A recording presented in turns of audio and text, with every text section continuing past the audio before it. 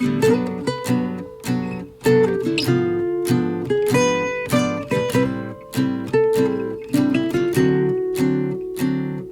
have the pleasure of introducing our first speakers of the day, Julie Murray and Kristy Allen.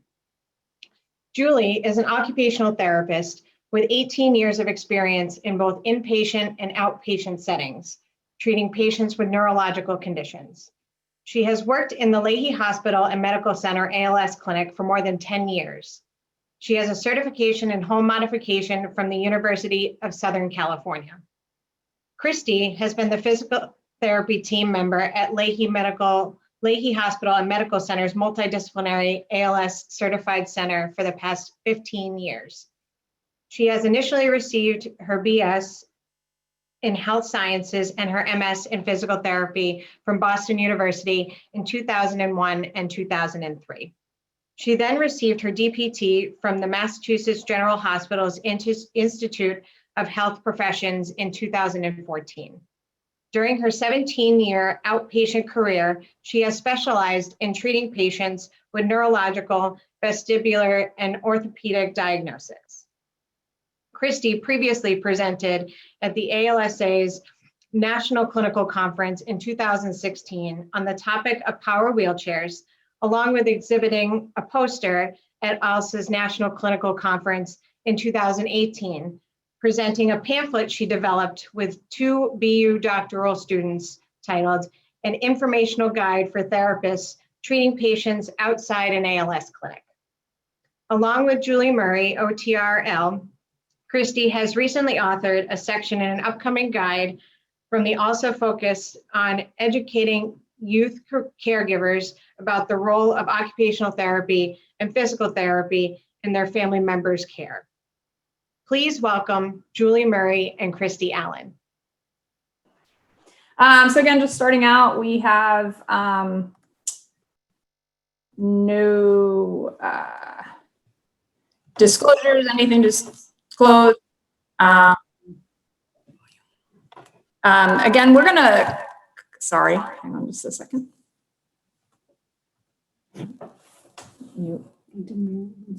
Okay. Mute on here. Okay. We're going to have a different, you'll see different types of equipment on here. Honestly, we have no affiliation to any of the equipment you're seeing. These are just, kind of some of the most common. We pulled these pictures off the internet. So, just to give you some ideas, we don't have any affiliations with any of the companies or anything like that. All right.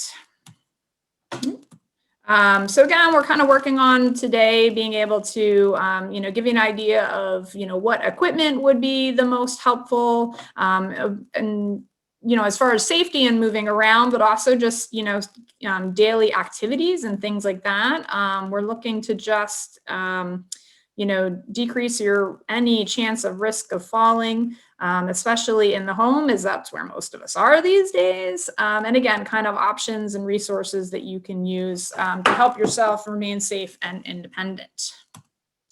So just to give everybody an idea, the role of OT and PT, it is a little bit different as far as when treating patients with ALS than, a lot of other different diseases. And so, we definitely highly recommend that people have, they're really in contact with somebody who has experience with treating ALS. Julie and I both do a lot of education to home therapists or maybe outpatient therapists if, you are seeing them. To kind of help them and just as far as understanding what the goals are. Again, we really highly recommend being involved in a multidisciplinary clinic. There's a lot of research out there showing that quality of life for patients with ALS who do participate in multidisciplinary clinics really does, significantly improve their quality of life. And Julie and I went in our clinic, we work together. So we go in together. Unfortunately for Julie, stuck with me all the time. But, so most of the time we look at, in general, occupational therapists are going to tend to look at kind of activities of daily living, just your normal everyday things. And as of the PT, I'm looking a little bit more at keeping your mobility, walking, movement. But again, we really overlap a lot, and it's a lot of a team effort. And then again, so the benefit of the multidisciplinary clinic is just that, we typically see patients every 2 to 3 months. And that way we can kind of evaluate and keep an eye on, changes that are happening, what other recommendations we can make, just as we see. We like to be ahead of the game, and so things that we're anticipating might be coming up. That pamphlet that Shannon mentioned that Kristy created can also be really helpful if you are working with therapists that have less experience with ALS in outpatient or home care settings. And you can get that either through us or through the ALS Association as well. Yeah, it has a lot of good information for therapists, OTs, and PTs who aren't familiar with ALS. Okay, so, our goals here is basically, we're trying to make sure that we keep everybody safe. Obviously, we don't want to have a fall and, any other injuries, breaking bones or anything like that. And so we know with ALS, as your muscles become weaker, it definitely increases the risk of falling. Fatigue is a big symptom as well with patients with ALS. And so that's something to keep in mind, and so we want to kind of be minimizing that as much as we can. Other factors increasing that, behavioral things that you maybe used to do, we need to kind of just change the mindset a little bit. And then, of course, how your house is set up, how the community is. And so that's what we're going to talk a little bit about today. The other option, our really big goal, is just keeping everybody as independent as they can. And that's the nice thing, that equipment, suggestions, changes can really help to keep you independent and keep you moving. We use the example of a wheelchair here. I think that's always something that's a really hard transition for people to kind of change to, and at the point where they start to need a wheelchair. But usually most of the patients actually end up finding that they become much more active and much more independent once they have the wheelchair.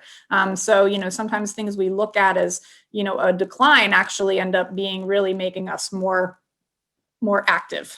And again, making sure that we're keeping, the everyday things that you want to be doing as far as, get showering and eating. And there's a lot of equipment that can help to keep you as independent with that as we can. All right, so, so we can't stress this enough that, you want to kind of have everything and get everything, ready before you need it. I always tell people that it's better to have it and not need it than need it and not have it. And so, if it's thinking at it's something down the line, and that's something your PT and OT can really help you with, is predicting what you may or may not need. And then when we're talking about more, things like modifications to the house and things like that, sometimes that takes a while. There can be financial issues, just ordering it, getting somebody in to do it. All of those things can take a while. And so you want to make sure that you're really prepared before you need the equipment or before we really need it. The other thing too is getting it earlier. Sometimes that's nicer. It just makes life a little easier. Just because you can do something doesn't mean that there's not an easier or better way to do it. All right. So, just as far as initial equipment, we tell people, general safety stuff is having something like a lifeline. The Apple Watches now have a fall risk. Fitbits do. Yeah, Fitbits do as well. Some people are like, well, they'll say to me, well, I haven't fallen yet, so I don't need it. And again, that comes into, you want to have it before you need it, not after. If you're wearing it and you never need it, excellent, great, that's our best option. But you'd rather have it just in case. Cell phones obviously are an option, but again, if you had the cell phone and if you were to fall, is the phone within reach? That's a little bit harder. So, some sort of the bracelets or the necklaces, something like that is just a kind of a better idea. The bracelets and the necklaces are waterproof too, so they should definitely be worn in the bathroom, showering, bathing. Generally, most falls occur in the bathroom, so that's when we kind of need them the most. Sometimes people get nervous, getting them wet, but they are made to be waterproof and to be able to withstand that. And now the newer ones, can even sense a fall. So if, you were to fall and we're not, able to hit the button or something, a lot of them will just sense the fall, and alert the necessary people. The other thing we kind of talk about is, footwear. So all of us like to walk around in our bare socks or our slippers or something like that. I was just walking in my apartment and slipped in my bare feet, which is bad. I should take my own advice, but we should really be wearing shoes at all time. You want something that has a little bit of, rubber or something on the bottom. And a lot of people, again, will say, well, I have my slippers on, but if the slippers don't have backs, that's not really providing enough support, and it's still, kind of making the risk of falling a little easier. So, those are two things just that really make a difference in your safety that are pretty easy to kind of do. All right, so, different devices, and, with ALS, we know it's kind of progressive. And so, a lot of times we start out with, a certain device. And then as we see, whether it's strength decline, or we're seeing more fatigue or tightness, we might need to adjust. So a lot of times we start patients off using a cane. There's lots of different types of canes. I typically will recommend just a regular one. You can buy it at CVS or anything along those lines. Some people ask me about the big ones that are called quad canes, and you see those big, massive, feet coming off of it. I don't like those particularly. They're actually a little bit less stable. I know they look good. But something like the Hurricane or something along that line, that one's fine with the small base. They're nice because you can kind of just stand them up. You not have to hang them on something. So that we'd use those canes if it's more one side that is affected and not both. When we start seeing weakness in both sides, we'll start going to a walker, and there's lots of options. You see the first two top on the line there, they're just your standard walker. They are the ones that insurances will pay for. There are a lot of benefits to them. They're very lightweight, so it makes it easy to kind of bring them and put them into cars, bring them into your house. Again, they fold right up. And then we're showing you a little bit of the OT fancy accessories. So you can get trays on them. You can get, baskets and different things. Those are all available, Amazon, anything like that you can fancy it up. And then the rollator. So that's your bottom one on the bottom right there, the one with the four wheels, the seat, the brakes, and they're nice for community because you do have a seat if you need to take a rest. They also have the basket underneath, so that makes it nice to kind of, store things. Sometimes they do tend to be a little bit less stable because of the four wheels, so that's just something to keep in mind. On the flip side, they're a little easier to push across, uneven surfaces and things like that. So not a bad idea. Again, you can get those. Insurance won't pay for those, but you can get them online, Amazon, somewhere around, depending on, which one, around $100 or so. Transport chair. So this is, you can kind of see in the picture here that it's a very lightweight chair. It has four small wheels, so the person in the chair can't propel it, but can be pushed by family members. And then these are really good options, especially if we're going to be out in the community, longer walks, where you might get too fatigued or too tired. These are very easy. They're very light, easy for family members to just fold up and put into the trunk of the car, even easy to pull, lift up a couple of stairs in and out of the house. So these are a good option when, we're still walking around and doing things. But again, if we're going to be out, doctor's appointments, things like that, where you're going to be walking or standing a little longer. Again, so the big thing here is your insurance will typically only pay for, let's just use the example of a wheelchair. They'll only pay for one wheelchair every 5 years. So the transport chair usually costs about $80 to $120. You can buy them online. I highly recommend that. You don't want your insurance to pay the $120 for this. And then when we get to our power wheelchair that we might need down the road, that's, going to look at $25,000, $30,000. You want the insurance to pay for that one, not the $80 one. So again, you can find them online pretty easily. We talk online a lot because You can definitely go to a medical supply store and buy all of these, but it's going to be more costly just because it has the word medical in front of it. So Amazon, Target.com, Rite Aid, Walmart. We have a couple of options later we kind of will throw in. That's kind of your best way, I think, financially to kind of do that. The other thing is the ALS Association or various charities do have loaner closets. So it's an option to get one of these chairs through that option as well. All right. The other thing that we recommend a lot of time is a brace on your foot. It's called an AFO, ankle foot orthosis. This is one option, the picture I have there. There's a couple of different ones. And basically, when a lot of times we see weakness in the ankle be one of the first things in the muscles that are affected in someone's leg. And that can lead to, whether you kind of hear a slapping of your foot when you're walking or even catching your toe. And so this brace helps with that. So allows us to keep walking safely, maybe using a cane or something like that, and keeps our foot in a good stable position. We will typically recommend this type of brace, which as you see, it's kind of a black carbon fiber. It's very light, which is why I like it. So if we don't want more weight on the legs, and then it's a little easier to put on than a standard one, just so that you will need a prescription from your doctor, and then you do need to go to an appointment to see an orthotist to get it so that it's custom made. But insurance does cover these, and so that's something that you might see frequently. All right, power wheelchairs. So, again, I cannot stress enough that, if it's to the point where we need to get to a power wheelchair, you really want to make sure that whether it's the PT or the OT that is prescribing the chair is familiar with ALS. So usually we see that from multidisciplinary clinics. The VA does a ton of them. You want therapists who are familiar with this. Making, changes later to chairs is actually really difficult. Basically there are two types of chairs that I will recommend, and it's all about kind of where the wheel is. So if you look at the chairs that we're doing, the one in the red on the left, that's a mid-wheel drive. So you can see the the big wheel is in the middle.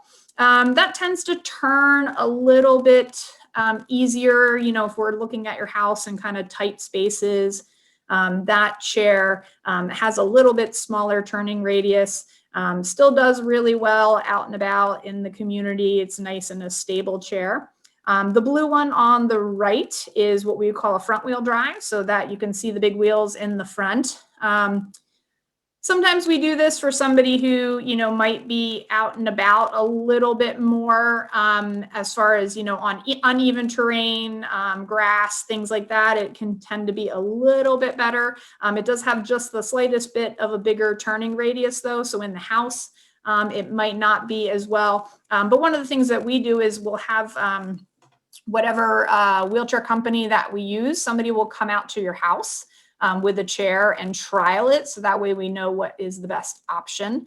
And this is one of the things that we talk about you want to do sooner rather than later.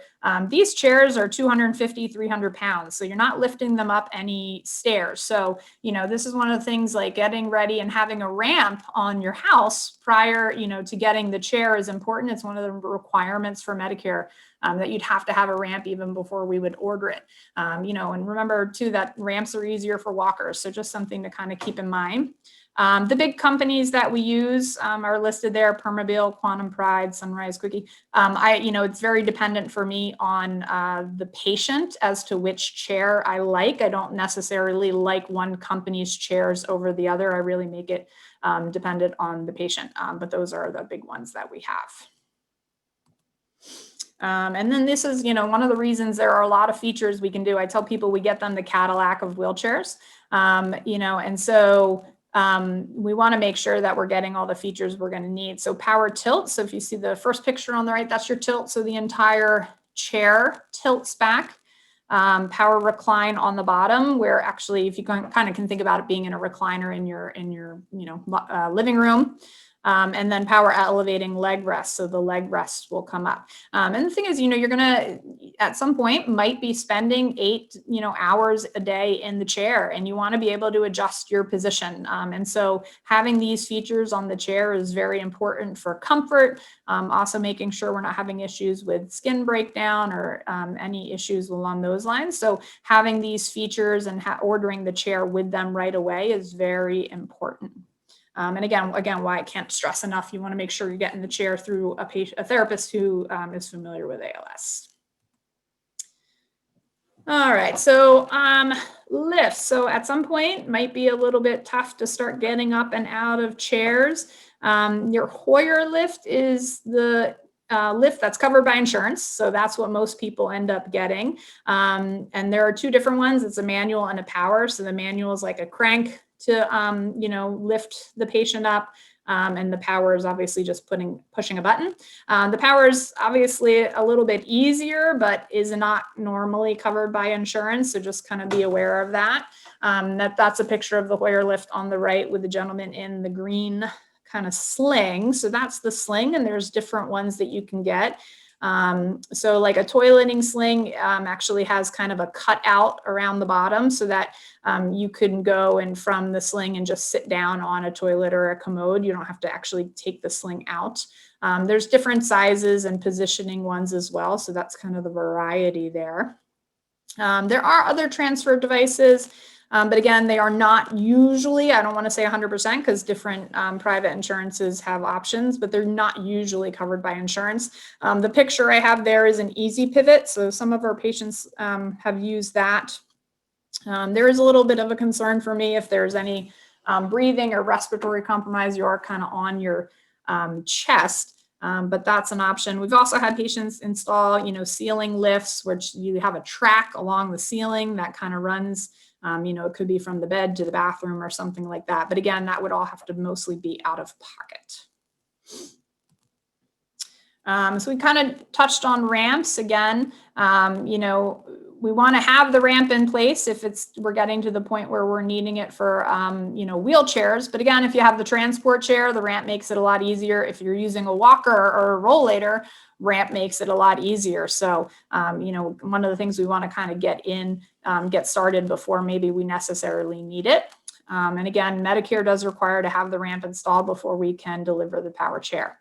And so, people ask, well, how long of a ramp do I need? So, ADA requirements is if we're going 1 inch up, we need 1 inch out. So if you kind of think, although it's New England, so I don't want to say standard steps. 1 foot out. Sorry, did I say 1 inch? Yeah, 1 inch up, 1 foot out. So, New England, whereas most of the houses around here were built before there were standards, but most standards are going to be a step is 7 inches up. So if 1 step would need 7 feet of ramp. And so if you see the picture I chose, I like this because basically, don't think of it as it has to be a straight out ramp. It can kind of go and loop back around. We have patients who will go from their back door and then come around the house, so there's lots of options. This one does the ramp plus still having the option for the stairs. So there are a lot of options here. You can purchase a ramp or you can rent it. And then one of the things we wanted to mention, so the ALS Association nationally has a relationship with AmRamp, which is a national company, and they will come out and do a free assessment. So they'll come out and kind of talk to you, and they are great about kind of giving options and, what you can see, what you would need, maybe picking a different door even than you would think of. And then there is some financial assistance possibly available through them. And so that's something to talk about with CareServices reps. That's a nice relationship there. So again, think about even just small thresholds or steps in the house. There are small portable ramps that you can use. You can get these through AmRamp. You can also get some of them online. If there is just a small lip that you have to get in and out of, there are a lot of options. Or, if we're getting tough to get, again, we're in New England, some of those stairs are very steep. I don't love it, but if it's our only option is doing something like a half step to make it a smaller step to get up and on. So again, there are a lot of options. If there's a threshold or a step that you're having trouble getting up on, again, sooner rather than later, why not? Let's just make it easier if we can. Okay, and then stairs. So again, if we can move everybody to the first floor when stairs are getting tougher, that's obviously ideal. We don't want to fall on the stairs. That's never a good option. It's also very fatiguing, and it gets really tough to kind of by the time you get all the way up. So that's something to keep in mind. We always want the stairs to have railings, grab bars on them, makes it much more safer. And make sure the stairs are clear. I think we've all had that where kids are throwing things onto the stairs and tripping. We want to make sure that they stay clear. And then it is an option for a chairlift. That's a picture of one. There's multiple out there, but they are not covered by insurance. So that's something to keep in mind. If it's a straight, staircase up, we're talking probably somewhere around $2,000 to $5,000, depending on the height of it. If it's curved, a split level that has, turn in it, that's going to be, more than $10,000. So, something to keep in mind when you're thinking about, can I move the bedroom downstairs? Or even do I think about moving to a 1-floor home? Just kind of having those conversations earlier rather than later is important. All right, I'm going to turn it over to Julie.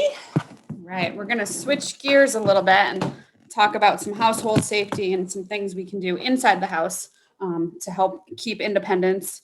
So one of the best things we can do is kind of reduce clutter. We want to make sure that floors, stairs are clear, as well as other areas like countertops, and we're removing any kind of electrical cords. We all have chargers and phones and things like that we're bringing to our chair, bringing to our couch. All those kind of cords can be a tripping hazard. So we want to make sure we're keeping walkways clear. Flooring, as Kristy said a little bit as well, we want to make sure we have clear paths, reduce any kind of tripping hazard. So removing throw rugs.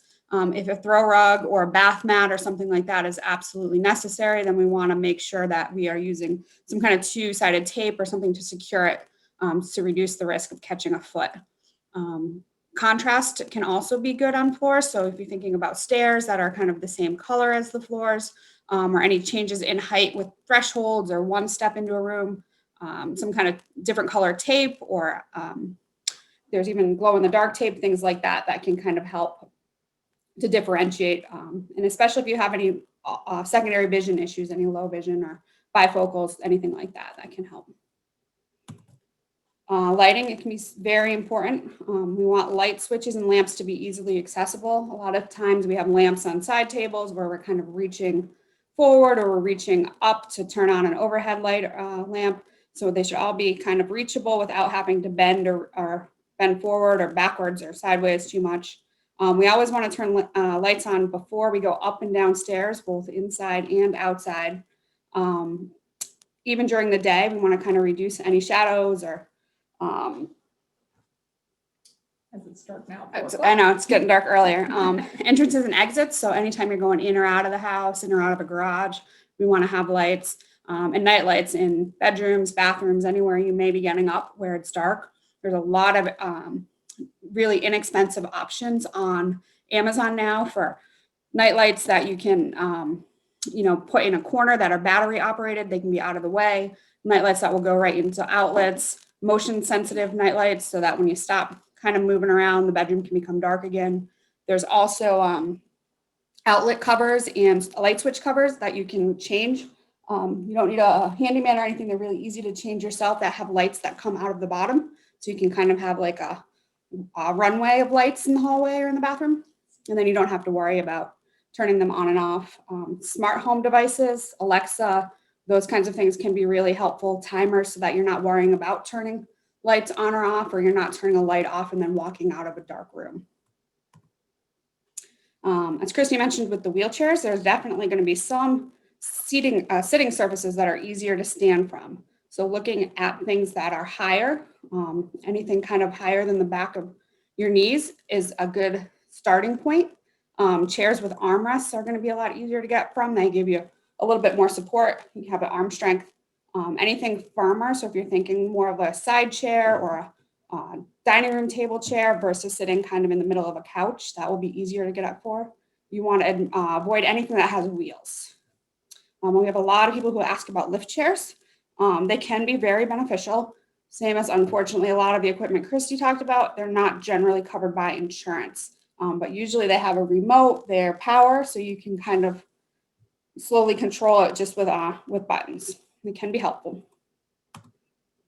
So, kitchen. There's a lot of equipment available now. Amazon, Bed Bath & Beyond, any kind of places like that that can be really helpful, really kind of cheap, inexpensive, easy solutions. When looking online or Googling or anything, if you look kind of towards products that are geared toward arthritis, they tend to be kind of more built up and lightweight, and that can be a good starting point. We give out a lot of silverware or these foam, like you see in the first picture, foam pieces can be cut in any length. You can use it on a spoon, fork, toothbrush, pen, razor, anything to kind of give you a more built up handle. Anything that's thicker is going to be easier to hold and easier to hold for a longer period of time. So even if you feel like your grasp is okay, but you're getting tired before you're able to finish a whole meal, trying something that's more built up or fatter will be a little bit helpful. Cutting food. One of my patients actually told me this, and a lot of people have liked the idea using a rocker knife, which is that bottom left picture, or pizza cutter. It has to be a sharp pizza cutter, something newer than the ones we've all have in the back of the drawer, but can be more helpful because you can use it with one hand. Also using like kitchen shears to cut salads, things like that can be helpful too. Drinking.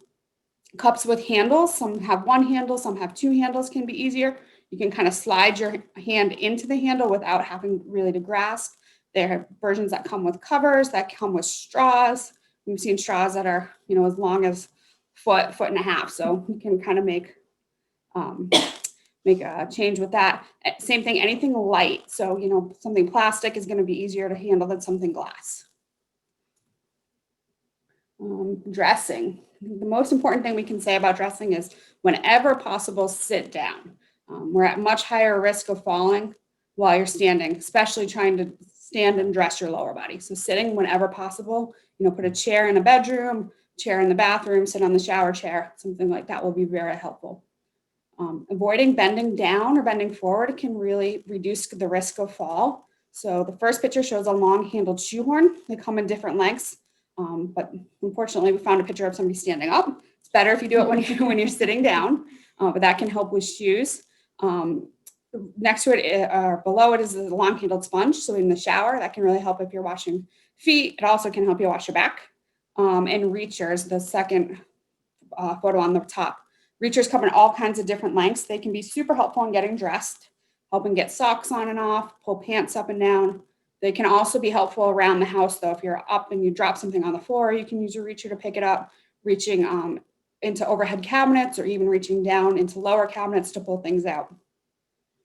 I want to just mention too, one of the other reasons it's, really beneficial to be sitting when you're doing things like dressing, showering, drying after showering is just fatigue. We mentioned that fatigue early on as, a lot of times standing and doing these activities takes a lot of energy. So being able to sit for them, you kind of can, you save some energy doing that earlier in the day. And then later on in the day, you're going to notice you have more energy for more fun things. So that's an important part, even though you're like, well, I feel like I can stand for this. Sitting for it then, is going to give you more safety and ability to do things later in the day. Right. Getting dressed is something, and showering, something we're used to doing every day. We don't think about it as an activity that can kind of take a lot of energy or a lot of effort. But it does. And it's, since we're doing it the first thing in the morning, like Kristy said, it can kind of set you up for how you're feeling for the rest of the day. So the more energy we conserve and the more we can reduce that fall risk first thing, the better you'll be through the day. Just in the bottom right picture, those are elastic shoelaces. Those are available, much more widely available now. They used to kind of be just for kids, but they have them on Amazon or even some shoe stores. They come in all different colors, so you can get them for sneakers, but they do have brown and black that you could get for dress shoes. Just kind of make it a lot easier to be able to slip into your sneaker without having to bend down. And as we talked about earlier, we do want to be wearing a supportive shoe that has a back. So slip-on shoes aren't always the best. If you have an AFO, you definitely will need to wear some kind of sneaker or more supportive shoes. So elastic shoelaces can be really helpful. Avoiding clothing that has small buttons, especially like the buttons on the cuff of a shirt, but even with jeans, things like that can be helpful. So there's a lot more, especially now this year, I feel like pants with elastic and things that you can pull up and down, which is easier. Have people who take, their favorite button down shirts or favorite jeans to the tailor and get, elastic put in place instead, or magnets or things like that to be able to avoid it. Zippers are also something I hear a lot. That's hard. They do have what are called zipper pulls available. They're like a little loop that you can kind of put your finger in. We found that key rings, you can go to Home Depot and get a bag of, 10 for a couple of dollars, are really helpful too. You put a small key ring in the loop of pants, coats, those kinds of things. And then you can kind of just pull a finger through to help pull up and down. Key rings are good because they don't rust. You can put them in the washing machine and stay with your clothes. Neck collars. This is a question we get a lot as well. Patients just having a hard time keeping their head up, trying to read, trying to use an iPad while driving in the car, while walking, and there's just not a really great answer. The two collars that we recommend the most are the Headmaster collar on the left, the Track collar on the right. The Headmaster collar is kind of nice and open, as you can see. The angle is adjustable, so you can kind of put your head at whatever position is the most comfortable. And it allows you to move your head. So even though the collar is on, you can lift your chin up, you can turn your head side to side. It's more kind of allows you to rest. It is also easy because if you have one strong hand, you can generally get it off by yourself, which is helpful if you don't always have somebody around. There's one piece of Velcro that goes around the back of the neck.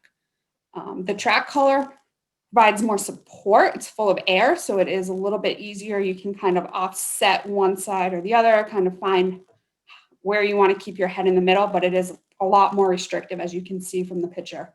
It doesn't allow you to move your head as freely side to side. Both are around $100, something like that. Neither of these are covered by insurance either. In the bedrooms, there's a couple different options. We hear a lot about people either having a hard time getting in and out of bed, or people having a hard time kind of adjusting once they're in bed. So a bed rail can be really helpful with both, as long as you have the arm strength to help. So bed rails are pretty inexpensive. They go right in between the mattress and the box spring. As you can see in the first picture, they come in different lengths. So you can get one that's pretty small, you can get one that's longer. You want to make sure you put it in the top third of the bed so that you have room to get your legs in and out of the bed. But they can also help once you're in bed, give you something to hold on to while you're trying to roll over or reposition. Adjustable beds or hospital beds can also assist. Hospital beds are a little bit limited. They generally are covered by insurance, but the amount of features that on the beds that are covered by insurance may be limited.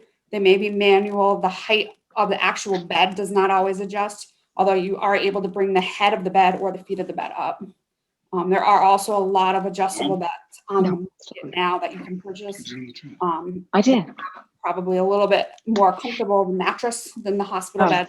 3 miles. A lot that the mattress beds you get through your insurance are not the most comfortable thing. So there's definitely different options. If you're buying, your own adjustable bed as well, you can buy different sizes. The hospital bed is always going to be a twin bed. Another thing we talk a lot about is just being aware of the kind of sheets that you're using, as well as your kind of pajamas. If you have flannel sheets and flannel pajamas, it's going to be a lot harder to scoot or to slide in and out of bed. Where you have something more, a little bit more silky, it's going to be easier. Although I don't recommend, I've had some patients do silk pajamas and silk sheets, and then we ended up sliding right out all together. So, maybe one versus the other. Yeah, just being careful. There are also a lot of other things when you Google that you'll see. There's bed ropes, there's different things. You just want to make sure whatever you decide, you can definitely ask at your clinic, but make sure that it's at least one side is secured to something. In bathrooms, this is the biggest issue generally. About 80% of all falls occur in the bathroom. And as Kristy always makes fun of me for saying, there is nowhere to land in the bathroom that is soft. If you fall in the bathroom, you will probably get hurt. Towel bars are not grab bars. I know we all have towel bars, but you want to make sure that if you feel unsteady in the bathroom, that you have a grab bar that is attached, to a cement board, to a stud. Yep. So on the right side, you see different types of grab bars. There is one that you can attach right to a tub, which helps when you're stepping in and out of the tub. non-permanent, so you can kind of move it around to where you need it. Nothing has to actually be permanently secured. You just want to make sure there's like a dial at the top. You want to make sure that it's nice and tight.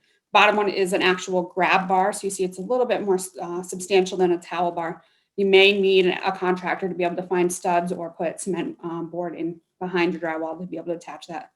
The bottom is our absolute least favorite, but as Kristy and I say, it's better than nothing.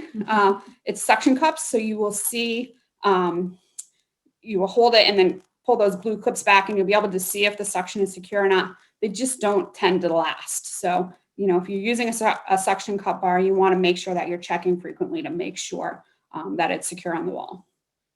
Sitting, as we said, with everything else in the shower can increase your safety. It conserves energy, reduces fatigue, can kind of set you up for success for the rest of the day. So there's tons of different shower or bathtub benches. We recommend that you always purchase one that has a back. Even if you feel like your sitting balance is okay, the back will help you kind of maintain that, but also with the endurance. The picture on the bottom left is called a tub transfer bench. So as you can see, has 2 legs inside the tub and 2 legs outside of the tub. That allows you to sit down on the edge and then bring your feet over the tub while you're sitting to prevent you having to kind of stand on one foot to bring your legs in and out of the tub. The next one is a seat that can be used in the tub if you're doing okay stepping over the tub. It also can be used in a walk-in shower. It's a little bit smaller. And a handheld shower is definitely a good idea while you're sitting. There's all kinds of different types. You can get some that have a hook that you can hang right on the shower chair so it's nice and close. Toilets, as Kristy said, a lot of our houses in New England are older and we tend to have very low toilets. So there's few different options for that. There's a newer on the market are just the comfort height toilets, which seem to kind of be the norm moving in. Those are generally a good 2 or 3 inches higher than a standard toilet. 2 or 3 inches can make a big difference. So if you have a toilet and you feel like the height of the toilet is okay, then toilet frames are an option. So that's the first picture where you see just the arms, and it has 2 legs that go on the floor. That can help if you have arm strength and are able to push yourself up and down. You just take the toilet seat off and you put the frame in and then reattach the seat, and that holds everything in place. No permanent issues, no need for a plumber, any of that. The next picture is the commode. This is probably what we recommend the most often. They're nice and stable because they have the 4 legs, as you can see, that go on the floor. You can adjust the height of them so it can be individualized, personalized for whoever needs it. It can slide right over the toilet, so it gives you the increased height and the arms, but it can also be used at bedside. So if you're somebody who gets up at night or is having a little bit harder time moving around, it can be used not in the bathroom. Toilet seat riser is the bottom left. So there's different depths of those. Usually they can be as little as a couple inches and as much as 5 inches. You can get them with or without arms. We always recommend having the arms. I feel like that helps with the sit to stand. They have like a dial in the back that is how you tighten it to the toilet seat. They can be really helpful. They can also loosen up just like the suction cup bars. So it's something you just have to check frequently to make sure that they're nice and tight and in place. The bottom right picture is a newer product on the market. It's called a Toilevator, which is, I don't know who came up with that name, but some people who really like it. It adds, I think, about 4 inches to the bottom, but it is a permanent solution. So it actually just takes the height and raises your toilet up. You do need a plumber to install it, but I believe the Toilevator itself is pretty inexpensive now. I think it's, I'm gonna lie, but it might be like $100. So it's more of the cost of installing. I have had a few people that have them, and they say, if you're not looking at it, you don't even really notice when you walk in the bathroom. So if you're somebody who's a little bit more concerned about the look in the bathroom and you don't want the look of the medical equipment or things like that, that can be another option. Getting in and out of cars. So cars can be a risk because there's limited space to stand, limited things to hold on to. Doors move, seats move. You want to be careful where you put your fingers. Lower cars can be a little bit more difficult to stand up from, even though sometimes they're a little bit easier to get into. Mm-hmm. So lots of SUVs in New England, though. So yeah. So there's a couple of different options. The bottom left is a car key handle, a key handle or handle. It fits right into that little mechanism that helps the door lock. And that way you kind of have something to push up from that's stable. They say it can support, I think, 300 or 350 pounds. So it's pretty stable if you get it in there right. It gives you something to push up and down from, and then it easily comes out. You can put it right, in the glove compartment or the side of the door. So it's always kind of convenient. The picture on the right is a transfer disc. So there's pivot discs like this one that you can stand on. So if you're somebody who is able to stand, but having a hard time kind of moving your feet, stepping over to the car, you can use it to get in and out of the car. There's also versions that have a padded seat or padded top that you can use as a seat. So if you sit on the seat, it can swivel to help you bring your legs into the car. Yeah, we also found that kitchen bag, which are getting a little bit harder to find, like from the grocery store or Market Basket, something like that. The slippery plastic bags that we used to get everywhere. So start hoarding those. If you sit on that, if you put that in the seat, that really gives you enough of a slippery surface to be able to get in and out of really easily. It's easy to bring from one car to a different car. So you're thinking about like when you sit down and then you have to turn to bring your feet into the car, sitting on those, plastic bags makes it a lot easier if, especially like we talked about with the, sheets and pajamas, if clothes are getting caught or something like that. Yep. Can help. There are definitely financial limitations to making, changes in the house, which is why most of the products that we've shown here are available on Amazon. In the last few years, especially, we've seen, things much more on the mass market rather than specialized durable medical equipment or medical stores. So the prices have definitely come down, but the Medicare guidelines classify bathroom equipment as presumptively non-medical. So therefore they decided they don't have to pay for it. Unfortunately, like I said, 80% of all falls occur in the bathroom.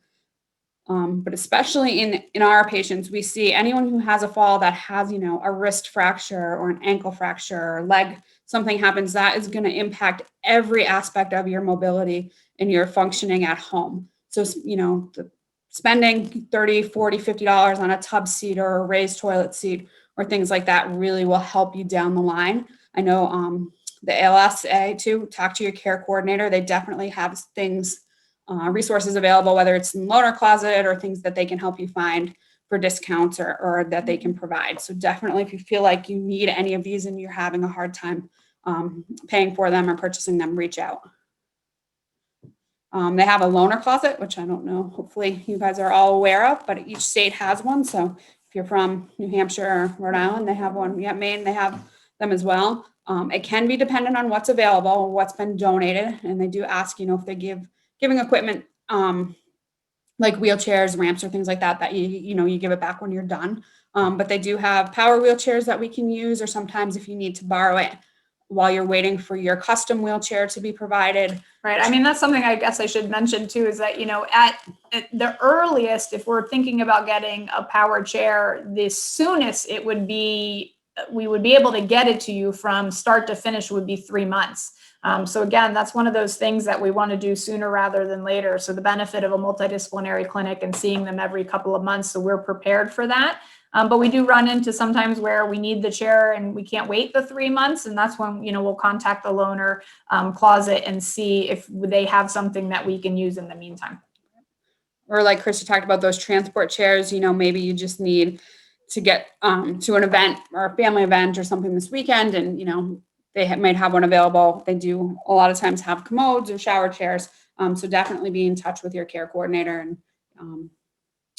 see what they have. There are also other organizations, in the community or ALS geared organizations that they may be able to help you kind of find and connect with. So we are here to help, utilize your OT, your PT, and your multidisciplinary clinic.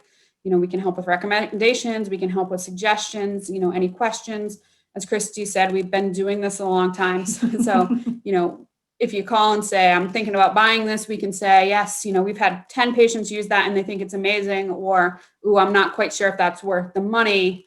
There may be some other things we can recommend or do that. We're definitely available between clinic visits. So I know we tell anyone that we see in our clinic, every 2 or 3 months, if you go home tomorrow and you have a question, don't wait 3 months before you see us again. call us, email us, we'll get back to you and hopefully be able to, kind of help solve problems in real time. So your care service coordinators are going to be your biggest assets. The loaner closet.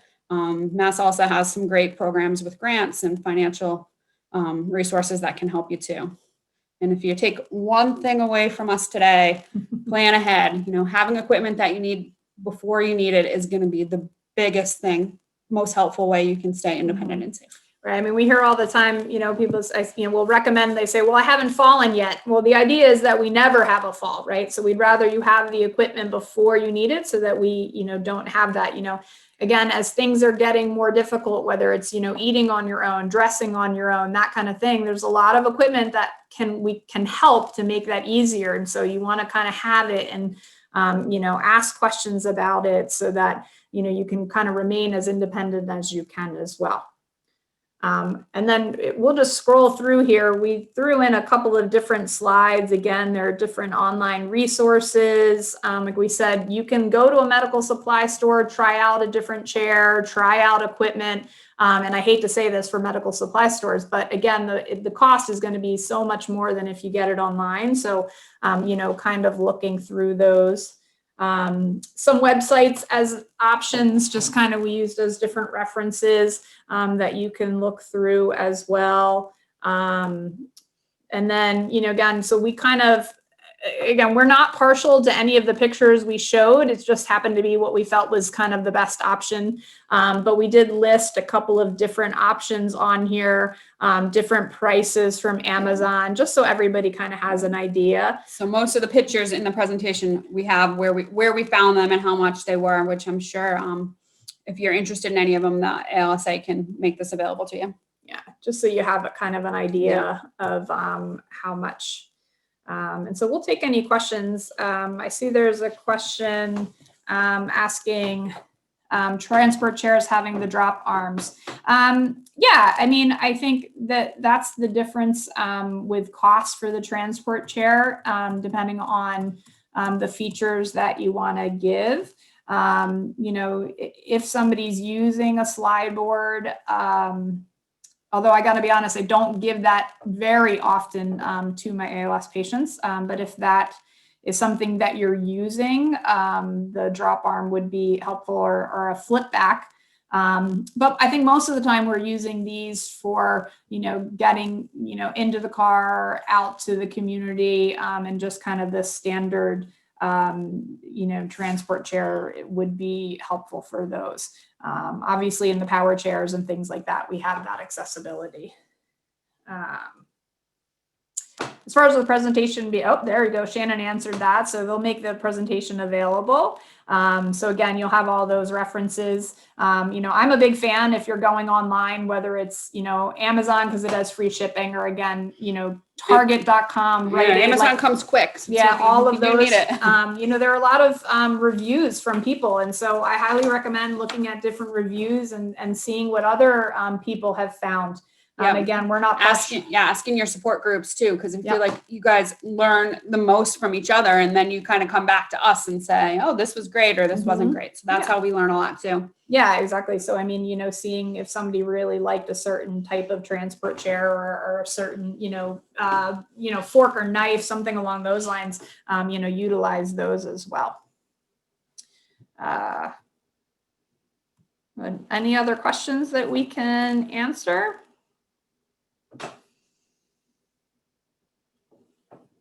I saw somebody asked again for the pamphlet. We're going to hopefully make that available. I'm going to keep bugging Shannon to maybe make that available on the ALS Association website. But we can be contacted as well. I will say my email is just my name, Kristy.Allen at leahy.org. If anyone would like any information or has other questions, they are more than welcome to email me about that. And if it's a question for Julie, I can send it her way. No, it's been Mary thinks that she is saying that the Accessible Home is a good reference book for anyone considering home remodel. Mary, where did you get that reference books, just so we can let everyone else know? And then we have a question about bidets. Bidets can be very helpful. there's different options. There used to be a company here on the North Shore that was called Clean Butts, also didn't name it, that I know people had a really good success was. The number one factor we've heard about with that is that a lot of them need an electrical outlet to plug in, and that's generally not something in these old New England houses that there's an outlet near the toilet. So that's generally the downfall is you may need an electrician to do that. But bidets can be very helpful. You know, they come in, you know, less fancy where they're just kind of the water to more fancy where they're remote controlled. You can warm water up, you can warm seats up. So definitely lots of different options. But the company that I know that had actual showroom that people went to see them was called Clean Butts. I can't remember what town, but it was on the North Shore. I know, I didn't do it. Hey, you're going to remember that name though, right? So that makes a difference. All right. Thank you, Mary. Accessible Home Guide, book ordered on Amazon by Deborah Pierce. So that's great. Any other questions? There was one question about virtual physical therapy. Are there elevated bidets? I So you can don't. combine it. You can combine it, Mhm. but with you could use the toilevator and elevate the commode. You could put a bidet on a comfort height. Mhm. I don't know that you can. I don't know that a commode is high and is sturdy enough to put a bidet on. I'd have to look into that. There are some kind of smaller, you know, ones that just hook onto the Yeah. toilet seat itself. So something like that might work to the commode. But I haven't ever seen one that's a combination elevated with the bidet. Right. But You could do it on a wall hung toilet too. That's the other option that I know some people in Massachusetts, at least, there aren't any guidelines for how high or low a wall hung toilet could be hung. So, you know, you can hang that to kind of whatever a comfort level is. You just want to make sure that everyone in the household is it's at a good height for. Yeah. And that's the thing too, is remember, you know, we talk about it, you know, the higher the seat, the easier it is to stand up from, but also sometimes that makes it easier to sit down. You know, if you can kind of picture getting in an SUV, sometimes it's so high that it's hard to get up into, or sometimes beds are too high to get into. Now, again, they're easier to get out of, but, you know, so you have to think about that, you know, both getting in and out of those.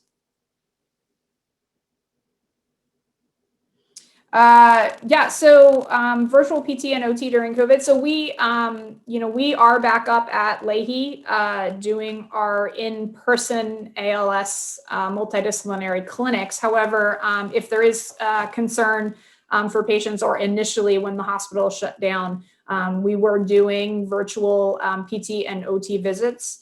I've had some patients, if I'm not in clinic, I'm working in an outpatient PT clinic, and I'm doing virtual PT through that as well. So sometimes people who who might go to various other multidisciplinary clinics that maybe don't have a PT available or something like that, that is always available too. I can see people outside with a virtual visit. It would just need a prescription from your referring doc to a PT for us. So, I mean, that's an option. But I think most of the hospitals around here are doing virtual visits now, you know, so that's definitely an option. Very good. All right. Thanks, everyone. And again, any other questions, please feel free to, you know, email us or contact us. You can always get us through the ALS Association as well, even if it's, you know, months or years down the line. Thank you so much, Kristy and Julie, for your amazing presentations. It's pretty incredible to hear how many pieces of equipment are not covered by insurance. So I sincerely appreciate you going over those pieces and how they would be helpful to folks with mobility and accessibility. So we sincerely appreciate you presenting today. Thank you for taking the time out.